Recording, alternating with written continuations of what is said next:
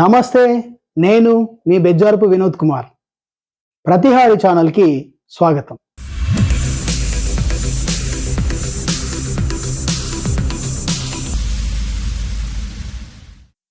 ఈ మధ్య మనం తరచుగా వింటున్న పదం జెన్ జీ. జెన్ జీ అంటే యువకులు, యువత అని అందరూ అనుకుంటారు, కానీ వీళ్ళకి ఒక నిర్దిష్టమైన వయసు ఉంది. ఏ వయసు నుండి ఏ వయసు వరకు ఉన్న వాళ్ళని జెన్ జీ తరం అంటారు.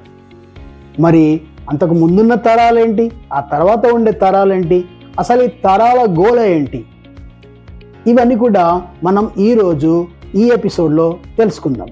మామూలుగా మనం తరాలు అంటే ముత్తాత, తాత, తండ్రి, కొడుకు, మనవడు, ముని మనవడు, ఇలాంటి తరాలు చెప్పుకుంటాం. ఇది అనాదిగా వస్తున్న తరాలే. కానీ ఇప్పుడు అలా కాదు. ఇప్పుడు సాంకేతికత అనేది విపరీతమైన వేగంతో పెరుగుతుంది. ఉదాహరణకి మనిషి రేడియో, టెలిఫోన్ మొదలైన వాటిని కనుగొనడానికి కొన్ని వేల సంవత్సరాలు పడితే, తర్వాత computer, smart phones, artificial intelligence వరకు కనుగొనడానికి కొన్ని 10 సంవత్సరాలు మాత్రమే పట్టింది. ఈ సాంకేతిక మార్పు వేగాన్ని దృష్టిలో పెట్టుకొని పుట్టిన సంవత్సరాల ఆధారంగా వివిధ సామాజిక శాస్త్రవేత్తలు, జనాభా పరిశోధకులు వేరువేరు తరాలుగా వర్గీకరించారు. ఈ జనరేషన్ క్లాసిఫికేషన్స్ అంటే తరాల వర్గీకరణకి ఒకే సాధికారిక వ్యవస్థ లేని కారణంగా వివిధ సామాజిక శాస్త్రవేత్తలు మరియు జనాభా పరిశోధకులు చేసిన వర్గీకరణలో కొంత స్వల్పమైన తేడా ఉండే అవకాశం ఉంటుంది. అది కూడా చాలా స్వల్పంగా 1-2 సంవత్సరాలు అటు ఇటుగా ఉంటాయి. అందుకే చాలామందికి ఆమోదయోగ్యమైన తరాల వర్గీకరణలో ప్రస్తుతం జీవించి ఉండి క్రియాశీలకంగా ఉన్న ఒక 6 తరాల గురించి ఈ వీడియోలో మనం చెప్పుకుందాం. 1946 నుండి 1964 మధ్యలో జన్మించిన వాళ్ళను బేబీ బూమర్స్ అంటారు. 1965 నుండి 1980 మధ్యలో జన్మించిన వాళ్ళను జెన్ ఎక్స్ అంటారు, అంటే జనరేషన్ ఎక్స్. 1981 నుండి 1996 మధ్యలో పుట్టిన వాళ్ళను జెన్ వై అంటారు. వీళ్ళనే మిలీనియల్స్ అని కూడా అంటారు. 1997 నుండి 2012 మధ్యలో జన్మించిన వాళ్ళను జెన్ జెడ్ అంటారు. 2013 నుండి 2024 మధ్యలో పుట్టిన వాళ్ళను జెన్ ఆల్ఫా అంటారు. 2025 నుండి 2039 మధ్య కాలంలో జన్మించిన వారిని జెన్ బీటా తరం అని అంటాం.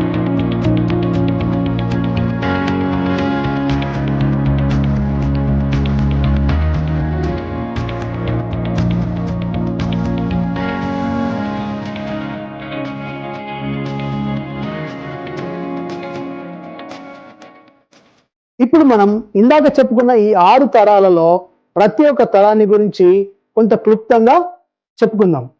ఒక తరం గురించి చెప్పాలంటే దానికి సంబంధించిన ఫ్యాక్టర్స్ చాలా ఉంటాయి, కానీ మనము సాంకేతికంగా మనం సాధించిన అభివృద్ధి ఆధారంగా ఒక్కొక్క తరాన్ని మనం విశ్లేషించుకుంటూ వెళ్దాం.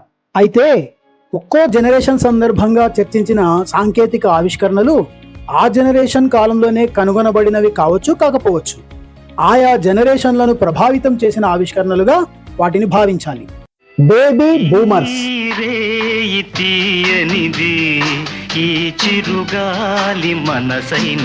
బేబీ బూమర్స్ ఈ తరాన్ని బేబీ బూమర్స్ అని ఎందుకన్నారంటే, బూమ్ అంటే మీకు తెలుసు, బూమ్ అంటే ఒకేసారి ఎక్కువగా వేగంగా అభివృద్ధి చెందడం.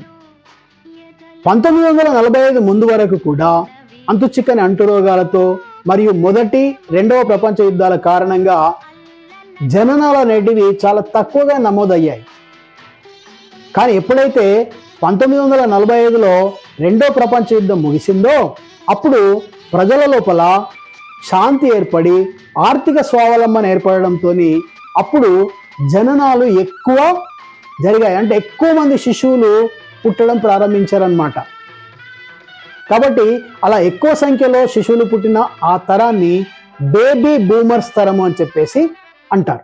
ఈ బేబీ బూమర్స్ కాలంలో ఉన్నటువంటి విషయాలు కొన్ని చెప్పుకుందాం. ఈ బేబీ బూమర్స్ కాలంలోనే రేడియోలు ట్రాన్సిస్టర్లుగా రూపాంతరం చెందాయి.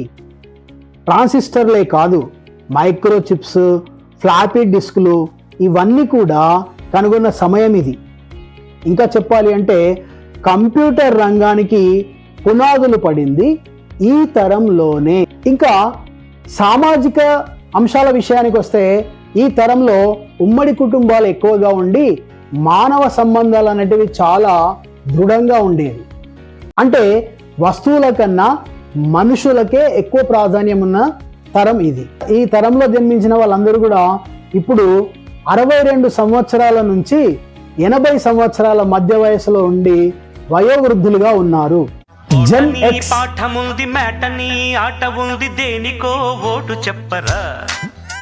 జెన్ ఎక్స్ అంటే జనరేషన్ ఎక్స్. ఈ జెన్ ఎక్స్ తరం వాళ్ళు ప్రస్తుతం 45 నుంచి 60 సంవత్సరాల మధ్య వయసు ఉండి అనలాగ్ ప్రపంచం నుండి డిజిటల్ ప్రపంచానికి మార్పును ప్రత్యక్షంగా చూసిన తరం. మరి ఈ జెన్ ఎక్స్ తరం గురించి చెప్పాలి అంటే ఈ తరం కంప్యూటర్ను ఇంటికి తెచ్చుకుంది.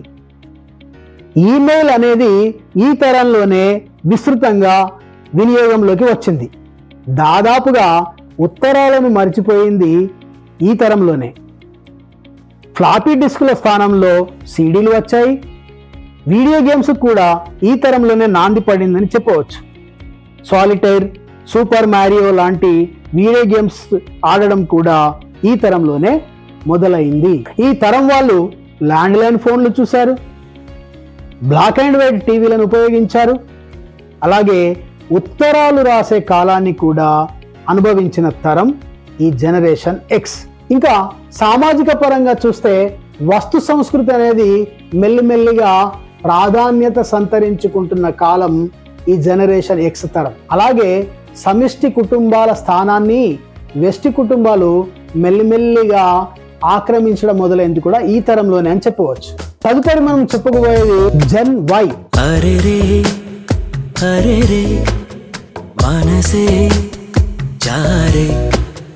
ఈ జెన్ వై తరం వాళ్ళు ప్రస్తుతం 30 నుంచి 45 సంవత్సరాల మధ్య వయస్సులో ఉంటూ ఉద్యోగాలలో, వ్యాపారాలలో, కుటుంబ బాధ్యతలలో ప్రస్తుతం చాలా బిజీగా ఉన్నారు. అయితే ఈ తరాన్ని మిలీనియల్స్ అని పిలుస్తారు. ఎందుకు మిలీనియల్స్ అని పిలుస్తారు అంటే 2000 సంవత్సరం వచ్చేసరికల్లా ఈ జెన్ వై వాళ్ళు యువకులుగా ఉన్నారు. అందుకని చెప్పేసి వీళ్ళని మిలీనియల్స్ అని చెప్పేసి పిలుస్తారు. మరి ఈ జెన్ వై తరం యొక్క జీవితాన్ని గురించి ఒకసారి తెలుసుకుందాం. వీళ్ళు అటు ఉత్తరాలు, ల్యాండ్ ఫోన్లు వాడిన జెన్ ఎక్స్ తరానికి మరియు ఇటువైపు పూర్తిగా డిజిటల్ ప్రపంచంలో నివసిస్తున్న జెన్ జెడ్ తరానికి మధ్య వారధి లాంటి వాళ్ళు. వీళ్ళ బాల్యం పూర్తయ్యేసరికి ల్యాండ్ ఫోన్లు దాదాపుగా కనుమరుగై సెల్ ఫోన్లు చేతిలోకి వచ్చేసాయి. వీళ్ళు అటు వీడియో క్యాసెట్ ప్లేయర్లను చూశారు, ఇటు స్మార్ట్ ఫోన్లను కూడా వాడుతున్నారు.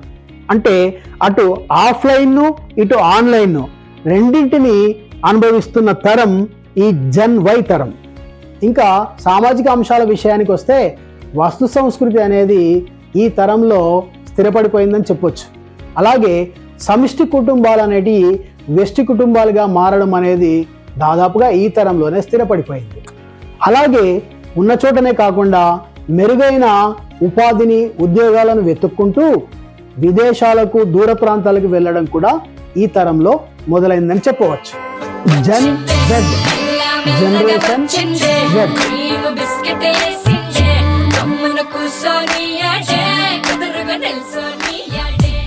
మనము ఈ వీడియోలో ప్రధానంగా చర్చించుకునేది ఈ తరం గురించి.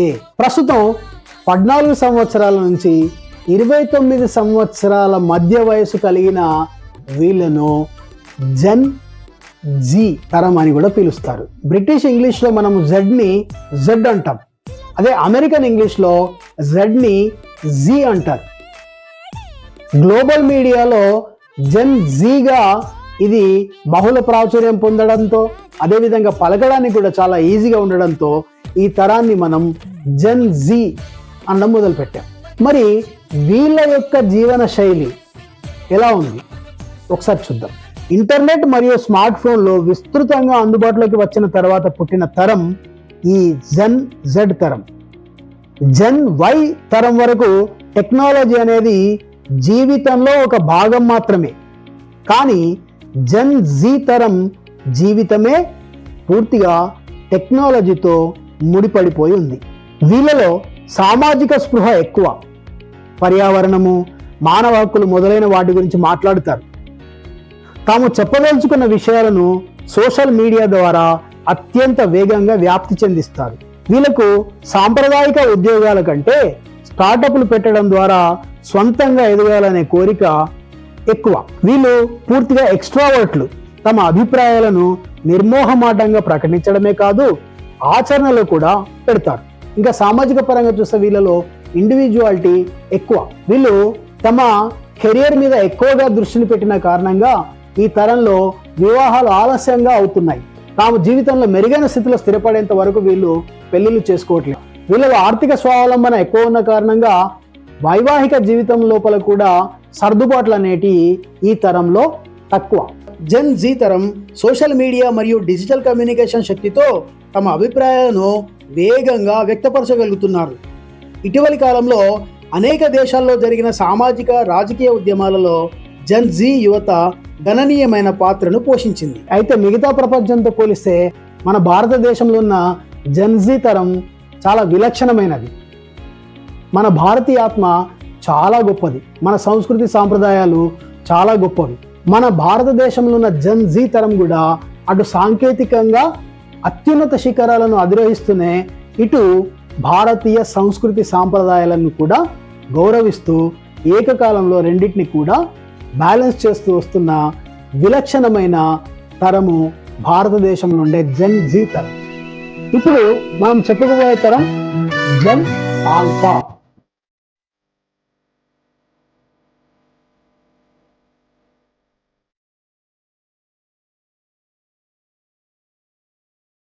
జెన్ ఆల్ఫా వీళ్ళు ప్రస్తుతం 2 నుంచి 14 సంవత్సరాల మధ్యలో ఉన్న పిల్లలు. అంటే నర్సరీ నుండి హై స్కూల్ వరకు ఉన్న పిల్లలను దాదాపుగా ఈ తరం వాళ్ళని చెప్పవచ్చు.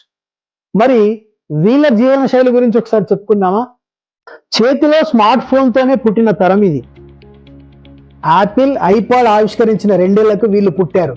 అందుకే వీళ్ళను స్క్రీన్ ఏజ్ పిల్లలని, ఐప్యాడ్ జనరేషన్ అని, జనరేషన్ గ్లాస్ అని కూడా పిలుస్తారు.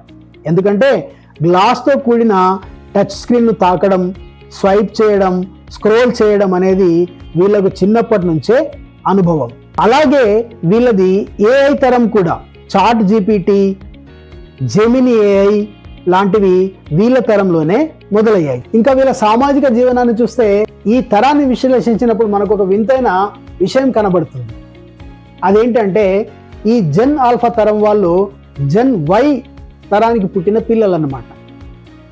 అయితే ఈ జెన్ వై తరాన్ని వాళ్ళ పేరెంట్స్ కట్టడిలో, క్రమశిక్షణలో పెంచిన కారణంగా వాళ్ళు తమ పిల్లలైన ఈ జెన్ ఆల్ఫా పిల్లల్ని సౌకర్యవంతంగా, స్వేచ్ఛగా పెంచాలని చెప్పేసి వాళ్ళకు అదనపు సౌకర్యాలను కలగజేయడం మొదలుపెట్టారు. అది కాస్త గారాబంగా మారి వాళ్ళకి బాధ్యతలను తెలియకుండా చేసే ప్రమాదం ఉంది. ఈ తరం వాళ్ళకి మనుషులతో కన్నా వస్తువులతోనే అనుబంధం ఎక్కువ. చాలా మంది పిల్లల్ని మీరు చూడండి, టీవీ చూపిస్తూనో లేదా స్మార్ట్ ఫోన్లో కార్యక్రమాలు చూపిస్తూనో అన్నం తినిపించడం మనం తరచుగా గమనిస్తుంటాం. అంటే వాళ్ళు టీవీ లేకుండా, స్మార్ట్ ఫోన్ లేకుండా అన్నం కూడా తినలేని పరిస్థితి. ఇంకా జెన్ బీటా.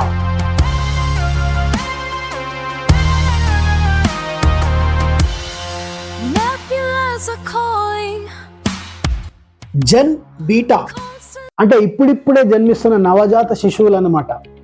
వీళ్ళ భవిష్యత్ ఎలా ఉంటుందో మనం చెప్పలేము. వీళ్ళు వృద్ధులయ్యే లోపల చంద్రమండలం పైన నివసించవచ్చు, అంగారక గ్రహం పైన నివసించవచ్చు, లేదా ఏదో ప్రపంచ యుద్ధం వచ్చి ఈ టెక్నాలజీ అంతా కూడా ఏమైనా కావచ్చు. కాబట్టి పూర్తిగా టెక్నాలజీలో పుట్టి పెరిగిన ఈ జెన్ బీటా తరం భవిష్యత్తు ఎలా ఉంటుందనేది వాళ్ళని నిర్ణయించుకుంటారు. సో ఇదండి మనము చెప్పుకోవాలనుకున్న జనరేషన్ల యొక్క కథ. చివరిలో మీకు ఒక చిన్న విజ్ఞప్తి. నేను 1964 అక్టోబర్లో జన్మించాను. అంటే కేవలం 2 నెలల వ్యవధిలో జెన్ ఎక్స్ అనే తరాన్ని నేను కోల్పోయాను. అంటే 2 నెలలు ముందు జన్మించిన కారణంగా నేను బేబీ బూమర్స్లో ఉండిపోయాను. మరి ఈ కార్యక్రమాన్ని చూస్తున్న మీరు ఏ తరానికి చెందినవారో దయచేసి కామెంట్ బాక్స్లో రాయండి.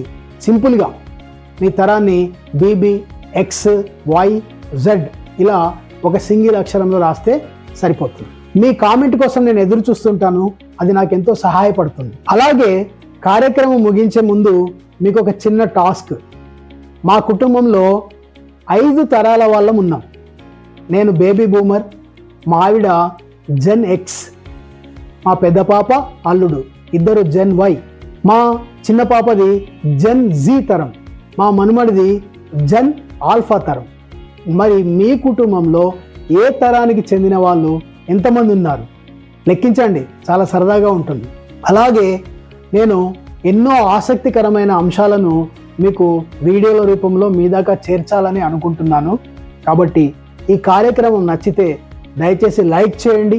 ఇది ఉపయోగకరం అనిపిస్తే మీ స్నేహితులకి, బంధువులకి అందరికీ షేర్ చేయండి. అలాగే నా ఛానల్ను సబ్స్క్రైబ్ చేయండి. సెలవు మరి. Thank you. బాయ్.